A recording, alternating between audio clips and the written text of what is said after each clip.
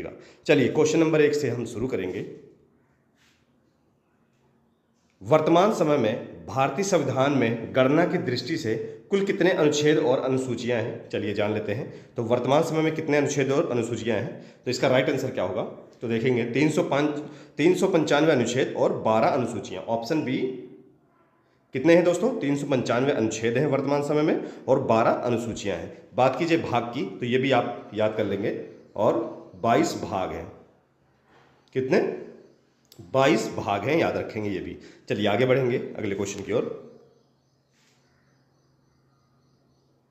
अगला क्वेश्चन क्या कहता है, संविधान के किस अनुच्छेद में यह अंकित है कि इंडिया अर्थात भारत राज्यों का एक संघ होगा। चलिए जान लेते हैं इसका आंसर। तो याद रखेंगे इसका राइट आंसर होगा ऑप्शन ए, अनुच्छेद 1 में। अनुच्छेद 1 में यह कहा गया कि इंडिया अर्थात भारत राज्यों का एक संघ होगा, याद रखेंगे सभी लोग। चलिए हम आगे बढ़ेंगे अगले क्वेश्चन की ओर। अगला क्वेश्चन हमारा कहता है, भारतीय संविधान के किन अनुच्छेदों में नागरिकता संबंधी प्रावधान है। तो भारतीय संविधान के किस अनुच्छेद में नागरिकता संबंधी प्रावधान है, चलिए इसका भी आंसर जान लेते हैं। तो नागरिकता संबंधी प्रावधान किसमें है, इसका राइट आंसर क्या होगा, याद रखेंगे 5 से 11, अनुच्छेद 5 से 11, यानी कि ऑप्शन बी की ओर जाएंगे। तो अनुच्छेद 5 से 11 में यह प्रावधान है, अनुच्छेदों में नागरिकता संबंधी प्रावधान है, याद रखेंगे। चलिए आगे बढ़ेंगे अगले क्वेश्चन की ओर। अगला क्वेश्चन हमारा कहता है, भारतीय संविधान नागरिकों को मूल अधिकार प्रदान करता है। तो मूल अधिकार प्रदान करता है वो किस अनुच्छेद के तहत, चलिए जान लेते हैं इसका भी राइट आंसर। तो मूल अधिकार जो है प्रदान करता है 12 से 35, याद रखेंगे सभी लोग। क्या होगा, ऑप्शन ए, अनुच्छेद 12 से 35 तक जो है वो नागरिकों को मूल अधिकार प्रदान करता है भारत का संविधान, याद रखेंगे सभी लोग। चलिए आगे बढ़ेंगे अगले क्वेश्चन की ओर। अगला क्वेश्चन हमारा कहता है, कौन सा अनुच्छेद अस्पृश्यता का उन्मूलन करता है। कई बार एग्जामों में ये क्वेश्चन पूछा गया है, मोस्ट इंपोर्टेंट है। तो कौन सा अनुच्छेद अस्पृश्यता, यानी कि अस्पृश्यता को छुआछूत भी कहा जाता है, तो इसका उन्मूलन करता है, कौन सा अनुच्छेद है। तो अनुच्छेद 17, याद रखेंगे सभी लोग। ऑप्शन सी, अनुच्छेद 17, सभी लोग नोट डाउन करेंगे इसको। चलिए हम आगे बढ़ेंगे। भारतीय संविधान का कौन सा अनुच्छेद राष्ट्रपति के पद की पुनः निर्वाचन की योग्यताएं निर्धारित करता है। चलिए जान लेते हैं इसका भी आंसर। तो भारतीय संविधान का कौन सा अनुच्छेद राष्ट्रपति के पद के पुनः निर्वाचन की, याद रखेंगे पुनः निर्वाचन पूछ रहा है, कि योग्यता निर्धारित करता है, तो वो अनुच्छेद कौन सा है, याद रखेंगे इसको। तो अनुच्छेद 57, याद रखेंगे। ऑप्शन डी, अनुच्छेद 57 होगा। क्या होगा दोस्तों, अनुच्छेद 57। और भारत का एक राष्ट्रपति होगा, ये प्रावधान किस अनुच्छेद में है, ये भी आप जान लीजिए। तो ये आपका होगा 52 में, ठीक है, याद रखेंगे। भारत का एक राष्ट्रपति होगा, यह अनुच्छेद 52 में है, याद रखेंगे। और अनुच्छेद 55 के बारे में भी जान लीजिए, यह भी इंपॉर्टेंट है।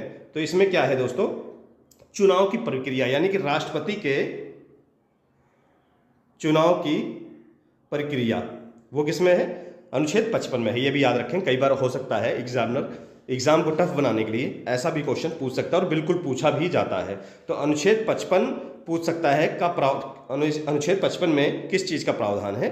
तो राष्ट्रपति की चुनाव की प्रक्रिया जो है वो अनुच्छेद 55 में है। और अनुच्छेद 54 के बारे में भी जान लीजिए, थोड़ी सी हिंट। तो अनुच्छेद 54 में क्या है, राष्ट्रपति के निर्वाचन मंडल, याद रखेंगे, राष्ट्रपति का निर्वाचन मंडल का जो प्रावधान है वो 54 में है। चलिए आगे चलते हैं अगले क्वेश्चन की ओर। किस अनुच्छेद के अंतर्गत भाषण एवं अभिव्यक्ति की स्वतंत्रता अधिकार की गारंटी दी गई, यानी कि हमें जो बोलने का अधिकार है, हम कहीं भी खड़े होके किसी के भी खिलाफ हम लोग बोल लेते हैं, तो वो किस लिए है, वो भाषा का अधिकार किस में है। तो ये अनुच्छेद 19, याद रखेंगे। आपको पूरी तरह से बोलने का अधिकार है, वो कहीं भी आप खड़े होके आप अपनी बात रख सकते हैं। अपनी बात, अगर आपकी बात सही है तो आप अपनी बात रख सकते हैं, आपको पूरा अधिकार है हर तरह की बात रखने का। तो वो किस अनुच्छेद में है, वो अनुच्छेद 19 में है, याद रखेंगे। चलिए आगे बढ़ेंगे। अगला क्वेश्चन हमारा कहता है, भारतीय संविधान के किस अनुच्छेद में प्रेस की स्वतंत्रता दी गई है, यानी कि हमारा जो चौथा स्तंभ है जिसे प्रेस कहा जाता है, तो इसकी स्वतंत्रता किसमें दी गई है, याद रखेंगे। चलिए इसके आंसर की ओर चलेंगे। तो अनुच्छेद 19(1) या 19 का या 19(a) भी कह सकते हैं, ऑप्शन डी, याद रखेंगे। अनुच्छेद 19(a) या 19(1), तो इसमें भारत के संविधान में प्रेस की स्वतंत्रता दी गई है, याद रखेंगे। चलिए आगे बढ़ेंगे। मौलिक अधिकार के अंतर्गत कौन सा अनुच्छेद बच्चों के शोषण से संबंधित है? चलिए जान लेते हैं, मोस्ट इंपोर्टेंट क्वेश्चन। तो मौलिक अधिकार के अंतर्गत कौन सा अनुच्छेद बच्चों के शोषण से संबंधित है? चलिए इसका भी आंसर हम लोग जानेंगे। तो याद रखेंगे अनुच्छेद 24। क्या होगा? अनुच्छेद 24। तो अनुच्छेद 24 में जो बच्चे 14 साल से कम हैं उन्हें कारखानों में काम कराया जाता है, तो एक तरह से उनका शोषण हो रहा है। उनकी पढ़ने की उम्र में उनको काम कराया जा रहा है, तो उनका शोषण हो रहा है। तो इस प्रकार ये किस अनुच्छेद में इसका शोषण का प्रावधान है? तो अनुच्छेद 24 में याद रखेंगे बच्चों। चलिए आगे बढ़ेंगे। भारतीय संविधान के किस अनुच्छेद में अल्पसंख्यकों के हितों की संरक्षण की व्यवस्था की गई है? चलिए जान लेते हैं। तो किसमें है दोस्तों? इसका राइट आंसर हम लोग देखेंगे। तो याद रखेंगे इसका राइट आंसर होगा अनुच्छेद 29। याद रखेंगे, अल्पसंख्यकों की हितों की संरक्षण की व्यवस्था अनुच्छेद 29 में की गई है भारतीय संविधान में। याद रखेंगे सभी लोग। चलिए आगे बढ़ेंगे। अगला क्वेश्चन क्या कहता है हमारा? कौन से अनुच्छेद के अंतर्गत भारत का सर्वोच्च न्यायालय नागरिकों के मौलिक अधिकारों की रक्षा करता है? चलिए जान लेते हैं। तो वो कौन सा अनुच्छेद है? तो याद रखेंगे अनुच्छेद 32। ऑप्शन डी, अनुच्छेद 32। कौन सा अनुच्छेद के अंतर्गत भारत का सर्वोच्च न्यायालय भारतीय नागरिकों के मौलिक अधिकारों की रक्षा करता है? इसी वजह से इसको जो है B.R. अम्बेडकर ने, एक चीज और पॉइंट नोट करेंगे, तो अनुच्छेद 32 तो है ही इसका आंसर, और अनुच्छेद 32 को B.R. अम्बेडकर के द्वारा संविधान की आत्मा कहा गया। याद रखेंगे, संविधान की आत्मा, वैसे संविधान के तहत तो प्रस्तावना या उद्देशिका को कहा गया है, पर अगर क्वेश्चन आपसे पूछता है स्पेशली कि B.R. अम्बेडकर द्वारा भारतीय संविधान में संविधान की आत्मा किसे कहा गया? तो अनुच्छेद 32 को कहा गया। याद रखेंगे, B.R. अम्बेडकर के द्वारा। ठीक है, B.R. अम्बेडकर के द्वारा अनुच्छेद 32 को संविधान की आत्मा कहा गया। क्या कहा गया? आत्मा। चलिए, हृदय या आत्मा कहा गया। संविधान का दिल भी कहीं कहीं लिख के आता है। चलिए आगे बढ़ेंगे हम अगले क्वेश्चन की ओर। अगला क्वेश्चन हमारा कहता है, भारतीय संविधान के किन अनुच्छेदों में राज्य के नीति निर्देशक तथ्यों का उल्लेख है? चलिए जान लेते हैं। तो भारतीय संविधान के किन अनुच्छेदों में राज्य के नीति निर्देशक तथ्यों का उल्लेख है? चलिए इसका भी आंसर हम लोग जान लेते हैं। तो याद रखेंगे अनुच्छेद 36 से 51। क्या होगा दोस्तों? ऑप्शन सी, अनुच्छेद 36 से 51 में राज्य के नीति निर्देशक तथ्यों का उल्लेख है भारतीय संविधान में। चलिए आगे बढ़ेंगे हम लोग। चलिए आगे कहता है, भारतीय संविधान के अंतर्गत कल्याणकारी राज्य की अवधारणा निम्नलिखित में से किस अनुच्छेद में वर्णित है? तो किसमें है दोस्तों? इसका राइट आंसर क्या होगा? Option B, 39। याद रखेंगे, ऑप्शन बी 39। चलिए आगे बढ़ेंगे। भारतीय संविधान का कौन सा अनुच्छेद राज्य सरकारों को ग्राम पंचायत के गठन का निर्देश देता है? चलिए जान लेते हैं। तो भारतीय संविधान का कौन सा अनुच्छेद राज्य सरकारों को ग्राम पंचायत के गठन का निर्देश देता है? इसका राइट आंसर क्या? मोस्ट इंपोर्टेंट क्वेश्चन है, तो चलिए इसका आंसर हम लोग देख लेते हैं। तो ऑप्शन डी, अनुच्छेद 40। याद रखेंगे, भारतीय संविधान का कौन सा अनुच्छेद राज्य सरकारों को ग्राम पंचायत के गठन का निर्देश देता है? तो अनुच्छेद 40 है दोस्तों। तो हमारा चैनल दोस्तों सरोज सिलेक्शन पॉइंट आप लोगों तक ऐसे ही इंपॉर्टेंट क्वेश्चन लाते रहेगा। आप अपना प्यार दिखाते रहिए और हमारे साथ ऐसे जुड़े रहिए दोस्तों। और क्वेश्चन अगर पढ़ने में मजा आ रहे हो तो प्लीज लाइक जरूर करिए और अपने दोस्तों तक भी शेयर करिए। चलिए दोस्तों हम आगे चलते हैं अगले क्वेश्चन की ओर। 42वें संविधान संशोधन द्वारा संविधान के किस अनुच्छेद में मौलिक कर्तव्यों को जोड़ा गया? चलिए जान लेते हैं, इसका राइट आंसर क्या होगा? तो 51ए, अनुच्छेद 51ए जानेंगे आप लोग। अनुच्छेद 51ए में मौलिक कर्तव्यों को जोड़ा गया। याद रखेंगे, 42वां संविधान संशोधन किस अधिनियम के तहत यानी कब हुआ था, ये भी नोट डाउन कर लेंगे, 1976 में। याद रखेंगे, 42वां संविधान संशोधन 1976 में हुआ था। याद रखेंगे। चलिए आगे बढ़ेंगे अगले क्वेश्चन की ओर। अगला क्वेश्चन हमारा क्या कहता है, भारतीय संविधान के किस अनुच्छेद में मौलिक कर्तव्यों की चर्चा की गई है? चलिए जान लेते हैं इसका भी आंसर। तो भारतीय संविधान के किस अनुच्छेद में मौलिक कर्तव्यों की चर्चा की गई है? तो मौलिक कर्तव्य 51ए याद रखेंगे सभी लोग। अनुच्छेद 51 ऑप्शन बी बिल्कुल राइट आंसर है। याद रखेंगे सभी लोग। चलिए आगे बढ़ेंगे। अगला क्वेश्चन हमारा कहता है, किस अनुच्छेद के अंतर्गत भारत के राष्ट्रपति पर महाभियोग चलाया जा सकता है? चलिए जान लेते हैं, किस अनुच्छेद के अंतर्गत भारत के राष्ट्रपति पर महाभियोग चलाया जा सकता है? याद रखेंगे सभी लोग, अनुच्छेद 61। ऑप्शन ए अनुच्छेद 61 के तहत भारत के राष्ट्रपति पर महाभियोग की प्रक्रिया चलाई जा सकती है। चलिए आगे चलते हैं। अगला क्वेश्चन कहता है संघ की कार्यपालिका शक्ति राष्ट्रपति में निहित होगी जिनका प्रयोग वह स्वयं या अपने अधिकारियों के द्वारा करेगा। चलिए जान लेते हैं इसका भी आंसर। तो इसका राइट आंसर क्या होगा दोस्तों? तो इसका राइट आंसर होगा अनुच्छेद 53। क्या होगा?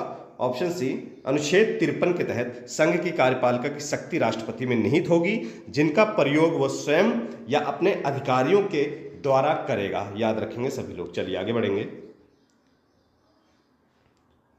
आगे क्या कहता है? संविधान के किस अनुच्छेद के अंतर्गत मंत्रीगण सामूहिक रूप से लोकसभा के प्रति उत्तरदायी हैं? चलिए इसका भी आंसर जान लेते हैं। तो इसका राइट आंसर होगा अनुच्छेद 75। याद रखेंगे ऑप्शन सी, अनुच्छेद 75 नोट डाउन करेंगे सभी लोग। चलिए आगे बढ़ेंगे। भारत के मान्यवादी की नियुक्ति से संबंधित अनुच्छेद कौन सा है? भारत के मान्यवादी की नियुक्ति से संबंधित अनुच्छेद कौन सा है? चलिए इसका भी आंसर हम लोग जानेंगे। तो अनुच्छेद 76 दोस्तों याद रखेंगे। क्या होगा? ऑप्शन सी, अनुच्छेद 76 में भारत के मान्यवादी की नियुक्ति से संबंधित है। याद रखेंगे। चलिए आगे बढ़ेंगे। भारत के संविधान के अनुसार 2 सत्रों के बीच 6 माह के अंतराल की अनिवार्यता का उल्लेख करता है। यानी कि जो संविधान का जो सत्र होता है, यानी कि 2 सत्र होते हैं संसद में, तो वो उनका अंतराल जो हो 6-6 मंथ का तो होना चाहिए। याद रखेंगे 6-6 मंथ का अंतराल अनिवार्य माना जाता है। तो ये किस अनुच्छेद के तहत है? चलिए इसका भी आंसर जान लेते हैं। तो अनुच्छेद 85 याद रखेंगे, ऑप्शन डी, अनुच्छेद 85 के तहत याद रखेंगे सभी लोग। चलिए आगे बढ़ेंगे। अगला क्वेश्चन क्या कहता है? राष्ट्रपति संविधान के किस अनुच्छेद के अंतर्गत लोकसभा को भंग कर सकता है? याद रखेंगे वैसे तो लोकसभा का जो कार्यकाल दोस्तों होता है वो 5 वर्ष का होता है, पर किसी कारणवश राष्ट्रपति इसे 5 वर्ष मतलब उसके कार्यकाल से, यानी कि 5 वर्ष से पहले भी उसको भंग कर सकता है। याद रखेंगे भंग कर सकता है। तो ये किस संविधान के तहत है? याद रखें, मोस्ट इंपोर्टेंट क्वेश्चन है। तो ऑप्शन ए, अनुच्छेद 85 बी याद रखेंगे सभी लोग। क्या होगा दोस्तों? ऑप्शन ए, अनुच्छेद 85 बी के तहत राष्ट्रपति संविधान के लोकसभा को भंग कर सकता है। ठीक है दोस्तों। वैसे तो 5 साल उसका कार्यकाल होता है, पर उससे पहले भी राष्ट्रपति चाहे तो अगर वो खुश ना हो या किसी कारणवश, तो वो वहां पर इसको भंग कर सकता है। चलिए आगे चलते हैं अगले क्वेश्चन की ओर। संविधान के किस अनुच्छेद द्वारा संसद की संयुक्त बैठक का प्रावधान किया गया है? चलिए इसका राइट आंसर हम लोग जानेंगे। तो इसका राइट आंसर क्या होगा? 108। याद रखेंगे संयुक्त बैठक का जो प्रावधान है वो अनुच्छेद 108 में है। अनुच्छेद 108। चलिए आगे बढ़ेंगे। अगला क्वेश्चन हमारा कहता है लोकसभा एवं राज्यसभा के संयुक्त अधिवेशन के विषय में प्रावधान का संविधान के किस अनुच्छेद में किया गया है? चलिए इसका भी आंसर हम लोग जानेंगे। तो इसका राइट आंसर क्या होगा? ऑप्शन बी, अनुच्छेद 108। क्या होगा? अनुच्छेद 108 याद रखेंगे सभी लोग। चलिए आगे बढ़ेंगे। अगला क्वेश्चन हमारा कहता है संविधान के किस अनुच्छेद में धन विधेयक की परिभाषा दी गई है? मोस्ट इंपोर्टेंट क्वेश्चन है। तो धन विधेयक की परिभाषा दी गई है दोस्तों, वो किस अनुच्छेद में है? याद रखेंगे 108 में। अगर आपसे संयुक्त अधिवेशन यानी कि संयुक्त बैठक के बारे में पूछेगा तो 108, और अगर धन विधेयक के बारे में पूछेगा तो 110 याद रखेंगे। ऑप्शन सी, 110 बिल्कुल राइट आंसर है इसका। तो धन विधेयक की परिभाषा दी गई है किस अनुच्छेद के तहत? तो अनुच्छेद 110 याद रखेंगे सभी लोग। चलिए आगे बढ़ेंगे। अगला क्वेश्चन हमारा कहता है कौन सा अनुच्छेद भारत के राष्ट्रपति में अध्यादेश जारी करने की शक्ति प्रदान करता है? चलिए जान लेते हैं, मोस्ट इंपोर्टेंट क्वेश्चन है। तो कौन सा अनुच्छेद है? तो अनुच्छेद 123 याद रखेंगे सभी लोग। क्या होगा? अनुच्छेद 123। ऑप्शन सी की ओर जाएंगे हम। अनुच्छेद 123 के तहत भारत के राष्ट्रपति में अध्यादेश जारी करने की शक्ति प्रदान की गई है। चलिए आगे बढ़ेंगे अगले क्वेश्चन की ओर। तो अगला क्वेश्चन हमारा कहता है संविधान के किस अनुच्छेद में सर्वोच्च न्यायालय के न्यायाधीश पर महाभियोग चलाए जाने का प्रावधान है? चलिए जान लेते हैं। यानी कि जो चीफ जस्टिस होते हैं हमारे सर्वोच्च न्यायालय के, सुप्रीम कोर्ट के, तो उनके न्यायाधीश पर महाभियोग चलाए जाने का प्रावधान है, वो किस अनुच्छेद में है? याद रखेंगे। तो इसका राइट आंसर क्या होगा दोस्तों? तो इसका राइट आंसर होगा अनुच्छेद 124(4) याद रखेंगे। ऑप्शन सी, अनुच्छेद 124(4) के तहत सर्वोच्च न्यायालय के न्यायाधीश पर महाभियोग चलाए जाने का प्रावधान है। याद रखेंगे। चलिए आगे बढ़ेंगे। अगला क्वेश्चन हमारा कहता है राष्ट्रपति सर्वोच्च न्यायालय से संविधान के किस अनुच्छेद के अंतर्गत परामर्श ले सकता है? चलिए जान लेते हैं इसका भी आंसर। तो इसका राइट आंसर क्या होगा? अनुच्छेद 143। अनुच्छेद 143 ऑप्शन डी बिल्कुल याद रखेंगे। अनुच्छेद 143 के तहत राष्ट्रपति सर्वोच्च न्यायालय से संविधान के अंतर्गत परामर्श ले सकता है। चलिए आगे चलेंगे। अगला क्वेश्चन कहता है सर्वोच्च न्यायालय अपने द्वारा सुनाए गए किसी निर्णय या आदेश का पुनरावलोकन कर सकता है। यह व्यवस्था किस संविधान के अनुच्छेद में की गई है? चलिए इसका भी आंसर हम लोग जान लेते हैं। तो इसका राइट आंसर क्या होगा? अनुच्छेद 137। अनुच्छेद 137 के तहत सर्वोच्च न्यायालय अपने द्वारा सुनाए गए किसी निर्णय या आदेश का पुनरावलोकन कर सकता है। यानी कि सर्वोच्च न्यायालय अगर किसी भी फैसले को सुना देता है तो हो सकता है उसमें कुछ बदलाव करने के लिए, कुछ त्रुटियां हों, उसको सुधारने के लिए, तो दोबारा से उसका पुनरावलोकन कर सकता है। यह अधिकार किस संविधान के अनुच्छेद के तहत है? तो अनुच्छेद 137 याद रखेंगे सभी लोग। चलिए आगे बढ़ेंगे। अगला क्वेश्चन क्या कहता है? किस अनुच्छेद के तहत अवशिष्ट शक्तियां केंद्र के पास है? चलिए जान लेते हैं किस अनुच्छेद के तहत अवशिष्ट शक्तियां जो है वो केंद्र के पास है। तो इसका राइट आंसर क्या होगा? 248 ऑप्शन डी। अनुच्छेद 248 के तहत केंद्र के पास जो है अवशिष्ट शक्तियां हैं। चलिए आगे बढ़ेंगे। अगला क्वेश्चन कहता है राज्यों द्वारा प्रार्थना करने पर भारत की संसद उन राज्यों के लिए किस अनुच्छेद के तहत कानून बना सकता है? चलिए जान लेते हैं, मोस्ट इंपोर्टेंट है। तो इसका आंसर क्या होगा? अनुच्छेद 253 याद रखेंगे, ऑप्शन सी। अनुच्छेद 253 के तहत याद रखेंगे। चलिए आगे बढ़ेंगे अगले क्वेश्चन की ओर। अगला क्वेश्चन कहता है संविधान के किस अनुच्छेद के अंतर्गत केंद्र सरकार राज्य सरकारों को निर्देश दे सकती है? तो इसका राइट आंसर क्या होगा? तो इसका राइट आंसर होगा ऑप्शन ए, अनुच्छेद 256। क्या होगा? अनुच्छेद 256। चलिए आगे बढ़ेंगे अगले क्वेश्चन की ओर। अगला क्वेश्चन कहता है भारतीय संविधान के किस अनुच्छेद के अंतर्गत वित्त आयोग के गठन का प्रावधान है? मोस्ट इंपोर्टेंट क्वेश्चन है, कई बार एग्जामों में पूछा गया है। तो वित्त आयोग का जो गठन है उसका प्रावधान किस अनुच्छेद में है? चलिए इसका आंसर हम जानेंगे। तो अनुच्छेद 280 याद रखेंगे सभी लोग, ऑप्शन बी की ओर जाएंगे हम। अनुच्छेद 280 में वित्त आयोग के गठन का प्रावधान है। चलिए आगे बढ़ेंगे अगले क्वेश्चन की ओर। अगला क्वेश्चन हमारा कहता है संपत्ति का अधिकार संवैधानिक अधिकार है, यह बताया गया है। चलिए जान लेते हैं। तो संपत्ति का जो अधिकार है वो संवैधानिक अधिकार है, यह बताया गया है किस अनुच्छेद के तहत? तो याद रखेंगे ऑप्शन डी, 300 का। अनुच्छेद 300 का, 300 का या 301 भी कहीं कहीं लिख के आता है, याद रखेंगे। चलिए आगे बढ़ेंगे। अगला क्वेश्चन हमारा कहता है भारतीय संविधान के किस अनुच्छेद नई अखिल भारतीय सेवाओं की स्थापना प्रदान करता है? चलिए जान लेते हैं इसका राइट आंसर क्या होगा। तो भारतीय संविधान के किस अनुच्छेद में नई अखिल भारतीय सेवाओं की स्थापना का प्रावधान करता है? इसका राइट आंसर क्या होगा? याद रखेंगे अनुच्छेद 312। अनुच्छेद 312। दोस्तों ये सारे जितने भी मैं आर्टिकल करा रहा हूँ मोस्ट इंपॉर्टेंट है, इससे बाहर आपसे एग्जाम में नहीं पूछेगा। आप अच्छे से इस वीडियो को रट लेंगे, इन सारे क्वेश्चनों को आप अच्छे से रट लेंगे और अपने नोटबुक में इसको नोट भी कर लेंगे, क्योंकि आपके आने वाले एग्जाम के लिए, आपके आगामी एग्जाम के लिए ये सारे क्वेश्चन बहुत ज़्यादा हेल्पफुल साबित होने वाले हैं। जैसा कि आप लोगों को पता है भारतीय संविधान के अनुच्छेद से आपको 2 या 3 क्वेश्चन हर तरह के एग्जाम में पूछे जाते हैं, तो इससे आप यहाँ पे कंप्लीट कर सकते हैं। चलिए हम आगे बढ़ेंगे अगले क्वेश्चन की ओर। तो अगला क्वेश्चन क्या कहता है संविधान के किस अनुच्छेद द्वारा लोक सेवाओं को संरक्षण प्रदान किया गया है? चलिए जान लेते हैं इसका राइट आंसर क्या होगा। तो याद रखेंगे अनुच्छेद 311, ऑप्शन बी। अनुच्छेद 311 में इसका प्रावधान है। चलिए आगे बढ़ेंगे अगले क्वेश्चन की ओर। तो अगला क्वेश्चन हमारा क्या कहता है संविधान के किस अनुच्छेद द्वारा संघ और राज्यों के लिए लोक सेवा आयोग का प्रावधान किया गया है? चलिए जान लेते हैं इसका भी आंसर।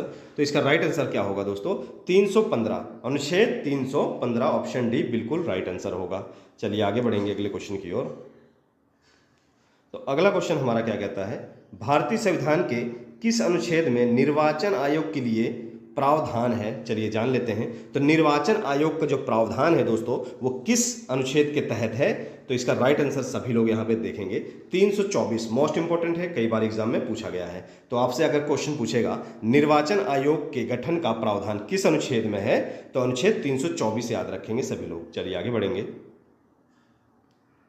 अगला क्वेश्चन हमारा कहता है लोकसभा में एंग्लो इंडियन समुदाय के प्रतिनिधित्व के लिए प्रावधान संविधान के किस अनुच्छेद के अंतर्गत किया गया है? चलिए इसका भी आंसर जान लेते हैं। तो इसका राइट आंसर क्या होगा? अनुच्छेद 331। ऑप्शन ए अनुच्छेद 331। चलिए आगे बढ़ेंगे।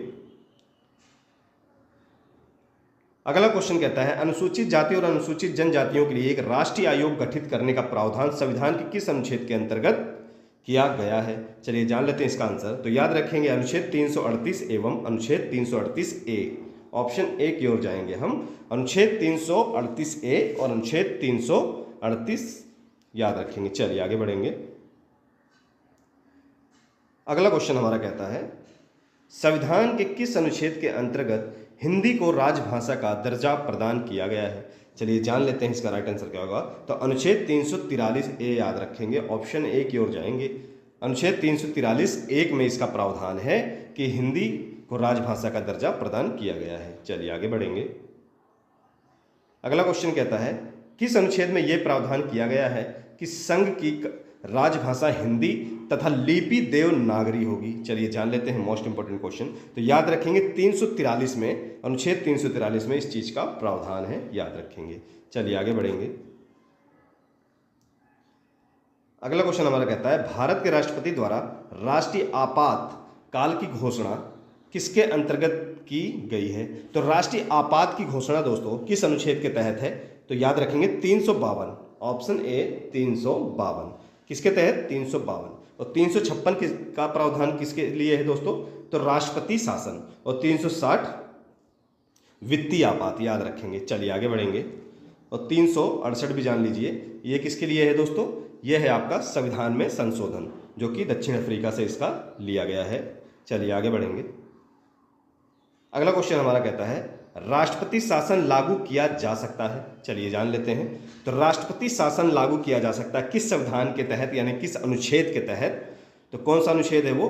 356 याद रखेंगे। ऑप्शन ए राष्ट्रपति शासन दोस्तों अनुच्छेद 356 के तहत लागू किया जा सकता है। दोस्तों अभी तक दोस्तों राष्ट्रपति शासन सबसे ज्यादा बार किस राज्य में लगा है, इसको भी आप नोट करेंगे, कई बार एग्जाम बन सकता है। याद रखेंगे उत्तर प्रदेश में 10 बार लग चुका है दोस्तों। उत्तर प्रदेश और मणिपुर दोस्तों यहाँ कितनी बार? 10 बार। कितनी बार? 10 बार। 10 बार यहाँ पर राष्ट्रपति शासन लग चुका है। 2 ऐसे राज्य हैं जहां 10-10 बार राष्ट्रपति शासन लग चुका है। चलिए आगे बढ़ेंगे। अगला क्वेश्चन हमारा कहता है संविधान के किस अनुच्छेद के आधार पर वित्तीय आपात की उद्घोषणा राष्ट्रपति करता है? उद्घोषणा राष्ट्रपति करता है, तो कौन सा अनुच्छेद है? तो याद रखेंगे 360। ऑप्शन सी 360 के तहत, संविधान के अनुच्छेद 360 के तहत राष्ट्रपति वित्तीय आपात की उद्घोषणा कर सकता है। दोस्तों याद रखेंगे सभी लोग इसको। तो एक चीज और नोट डाउन करेंगे कि दोस्तों वित्तीय आपात जो है अभी तक अपने देश में यानी कि भारत में कभी नहीं लगा, यानी एक बार भी इसका प्रयोग नहीं किया गया है। याद रखेंगे कभी प्रयोग नहीं किया गया, याद रखेंगे। ठीक दोस्तों, चलिए आगे बढ़ेंगे। अगला क्वेश्चन हमारा क्या कहता है संविधान में मंत्रिमंडल शब्द का एक बार प्रयोग हुआ है, वो भी किस अनुच्छेद के तहत? चलिए जान लेते हैं। यानी कि संविधान में मंत्रिमंडल का प्रयोग, यानी मंत्रिमंडल शब्द का प्रयोग सिर्फ एक बार किया गया है, वो भी किस अनुच्छेद में? ये भी देख लेते हैं दोस्तों। चलिए इसका राइट आंसर क्या होगा? अनुच्छेद 352(3) में। ऑप्शन ए अनुच्छेद 352(3) में। ठीक है, याद रखेंगे। चलिए आगे बढ़ेंगे। अगला क्वेश्चन हमारा कहता है संसद को संविधान संशोधन का अधिकार दिया गया है, तो संसद को संविधान में संशोधन का अधिकार दिया गया है किस अनुच्छेद के तहत? तो याद रखेंगे अनुच्छेद 368 दोस्तों। ऑप्शन बी अनुच्छेद 368। और ये किस देश से लिया गया है इसका प्रावधान? तो याद रखेंगे दक्षिण अफ्रीका से। किससे दोस्तों? दक्षिण अफ्रीका से संविधान में संशोधन का प्रावधान लिया गया है। और किस अनुच्छेद में है ये? अनुच्छेद 368 में। चलिए आगे बढ़ेंगे। अगला क्वेश्चन हमारा क्या कहता है, किस अनुच्छेद के अंतर्गत जम्मू कश्मीर को भारतीय संविधान द्वारा विशेष स्थिति प्रदान की गई है, यानी कि की गई थी? तो किस अनुच्छेद के तहत दोस्तों? चलिए देख लेते हैं। अनुच्छेद 370, ऑप्शन सी याद रखेंगे, 370 के तहत। चलिए आगे बढ़ेंगे। संविधान के किस अनुच्छेद के प्रावधानों के अंतर्गत भारत सरकार द्वारा भारत रत्न, पद्म विभूषण आदि अलंकरण प्रदान किए जाते हैं, यानी कि ये जो पुरस्कार हैं ये प्रदान किए जाते हैं किस अनुच्छेद के तहत दोस्तों? तो इसका राइट आंसर होगा 18(1), याद रखेंगे, ऑप्शन बी 18(1) के तहत भारत सरकार द्वारा भारत रत्न और पद्म विभूषण आदि अलंकरण प्रदान किए जाते हैं। भारत का सर्वोच्च पुरस्कार क्या है दोस्तों? वो भारत रत्न है। भारत रत्न के बाद दूसरा पुरस्कार जो सबसे बड़ा है वो पद्म विभूषण है, याद रखेंगे सभी लोग। चलिए आगे बढ़ेंगे। अगला क्वेश्चन हमारा कहता है, भारतीय संविधान में समानता का अधिकार 5 अनुच्छेदों द्वारा प्रदान किया गया है। वो 5 अनुच्छेद कौन से हैं दोस्तों? याद रखेंगे 14, 15, 16, 17, 18, यानी कि 14 से 18, ऑप्शन सी, ये जो 5 अनुच्छेद हैं इसमें भारतीय संविधान में समानता का अधिकार दिया गया है। चलिए आगे बढ़ेंगे। अगला क्वेश्चन हमारा क्या कहता है, भारतीय संविधान के किस अनुच्छेद के अंतर्गत नियंत्रक एवं महालेखा परीक्षक की नियुक्ति होती है? चलिए जान लेते हैं इसका आंसर क्या होगा दोस्तों। तो इसका राइट आंसर होगा 148, यानी कि अनुच्छेद 148 में, भारतीय अनुच्छेद 148 में नियंत्रक एवं महालेखा परीक्षक की नियुक्ति का प्रावधान है, याद रखेंगे। चलिए आगे बढ़ लेते हैं अगले क्वेश्चन की ओर। तो अगला क्वेश्चन हमारा क्या कहता है, निम्न में से भारतीय संविधान के किस अनुच्छेद का उपयोग अभी तक नहीं किया गया है? इससे पहले मैंने आपको क्वेश्चन में बताया था ये, तो कौन सा अनुच्छेद ऐसा है जिसका प्रयोग अभी तक नहीं किया गया दोस्तों? तो वित्तीय आपात का। तो वित्तीय आपात दोस्तों किस में है, किस अनुच्छेद में है इसका प्रावधान? तो 360 में, याद रखेंगे, ऑप्शन डी 360 में जो है वित्तीय आपात का प्रावधान है। पर वित्तीय आपात दोस्तों अभी तक एक बार भी इसका प्रयोग नहीं किया गया है, याद रखेंगे सभी लोग। चलिए आगे बढ़ेंगे। तो अगला क्वेश्चन हमारा क्या कहता है, राज्य में विधान परिषद का प्रावधान से संबंधित है। किस अनुच्छेद के तहत राज्य में विधान परिषद के प्रावधान से संबंधित है? इसका राइट आंसर क्या होगा? तो इसका राइट आंसर होगा 171, यानी कि 171, अनुच्छेद 171, ऑप्शन ए क्या होगा? अनुच्छेद 171, याद रखेंगे, इसका राइट आंसर है। चलिए आगे बढ़ेंगे। अगला क्वेश्चन हमारा कहता है, भारतीय संविधान के किस अनुच्छेद में अनुसूचित जाति और अनुसूचित जनजातियों के लिए आरक्षण का प्रावधान है? चलिए जान लेते हैं वो कौन सा अनुच्छेद है। इसका राइट आंसर क्या होगा? तो दोस्तों अनुच्छेद 330 के तहत, याद रखेंगे, ऑप्शन डी, अनुच्छेद 330 के तहत अनुसूचित जाति यानी कि शेड्यूल कास्ट और अनुसूचित जनजाति एसटी, तो याद रखेंगे, तो इसमें आरक्षण का प्रावधान है वो 360 में है, अनुच्छेद 360। चलिए आगे बढ़ेंगे। अगला क्वेश्चन हमारा क्या कहता है, मौलिक अधिकार के रूप में 6 से 14 वर्ष के आयु समूह में सभी बच्चों को मुफ्त और अनिवार्य शिक्षा का प्रावधान करता है दोस्तों। तो किसमें करता है? अनुच्छेद 21 का, या 21A भी लिख के आता है कई बार, यानी कि ऑप्शन बी कई बार 21A भी लिख के आता है। तो अनुच्छेद 21 का या अनुच्छेद 21 में प्रावधान है कि 6 से 14 वर्ष के सभी बच्चों को मुफ्त और अनिवार्य शिक्षा प्रदान की जाए। चलिए आगे बढ़ेंगे। तो अगला क्वेश्चन हमारा कहता है, भारतीय संविधान का कौन सा अनुच्छेद पंचायती राज्य को परिभाषित करता है? तो पंचायती राज्य को परिभाषित करता है वो कौन सा अनुच्छेद है दोस्तों? याद रखेंगे 243, यानी कि 243, ऑप्शन डी 243 में पंचायती राज को परिभाषित करता है। चलिए आगे बढ़ेंगे।